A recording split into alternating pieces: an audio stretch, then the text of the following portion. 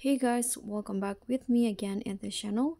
On today's tutorial, I'm going to show you how you can edit a shaky video into a more stable video using CapCut Mobile. So just add your shaky video that you want to edit. So I've got this video and just click on it and swipe through the menu at the bottom until you find the stabilize option. Okay, this one, click on the option, and here there are three intensity that you can choose. The first one is minimal cropping, so CapCut will not do much cropping on your video, and the second one is recommended, and the third one is the most stable.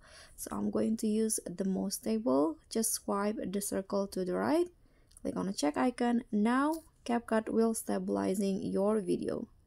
So after it turns to green, your video will be done. So guys, that's all for me. Thank you so much for watching. Don't forget to like, comment, and subscribe. Also click on the thanks button. Bye.